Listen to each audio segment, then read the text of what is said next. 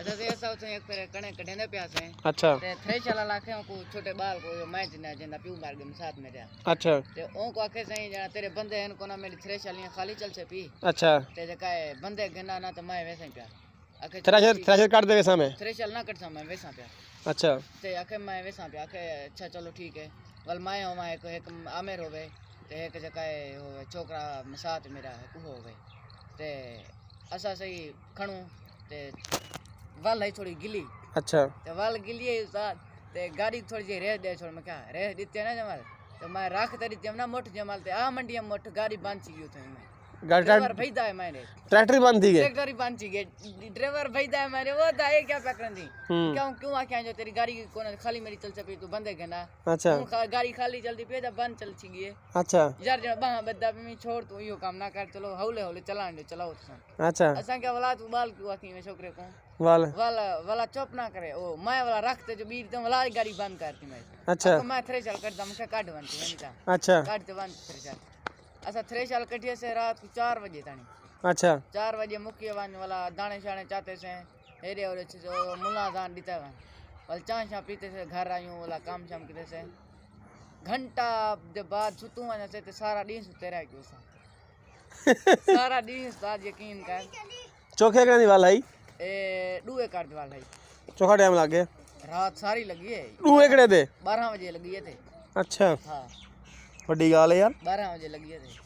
बंदे चौके से बंदे असा से 3 बंदे से दाने कौन जाना प्या दाने बाल हम छोटे कढ़िए ने ऐसा मोट थे से अच्छा हाँ 2 जने खोल दे रेंदे गन तो एक जना देंदा गे एक जना सही करता गे एक जना देंदा गे अच्छा हाँ वालो मैं मुंह बांधते मोदा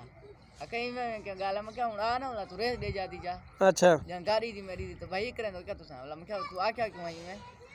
जब पता है सा मैं क्या नाम मुराद आदमी चेड़ा आवेंदी जितो चेड़ा आवेंदी है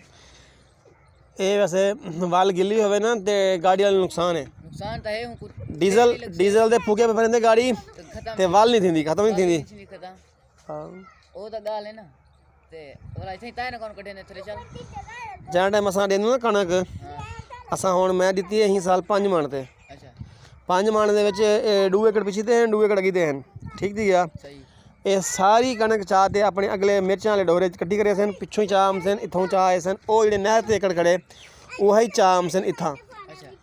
इथां चाह ते कट्ठी करे सन वल चाहे चेसन कढ़े सन दाने भरे सन अच्छा सब कुछ उन्हीं ते है ये तो महंगी दी से आपा किवें ते असा तो कच्चे कणक कपाण गयो ना हाँ 4.5 मण दाने हन 4 मण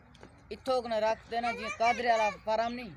इतना परे असा दिरा दे नाल नाल चाहते आयूं कने ਉਹਦੇ ਵਿੱਚ ਪਤਾ ਗੱਲ ਕੀ ਆ ਇਹਦੇ ਵਿੱਚ ਮੈਂ ਅਮਰ ਨੂੰ ਪੁੱਛਿਆ ਵਾ ਅੱਜ ਅਮਰ ਕਹਿੰਦਾ ਕਿ ਜਿਹੜੀ ਅਸੀਂ ਲਈ ਆ 3 ਮਣ 10 ਸਿਰ ਦੇ ਕਣਕ ਵੱਢਣ ਵਾਸਤੇ ਜਿਹੜੀ ਤੁਹਾਡੇ ਇਲਾਕੇ 'ਚ ਲਈ ਆ ਮਿਆਣੀ 'ਚ ਉਹਨਾਂ ਨੇ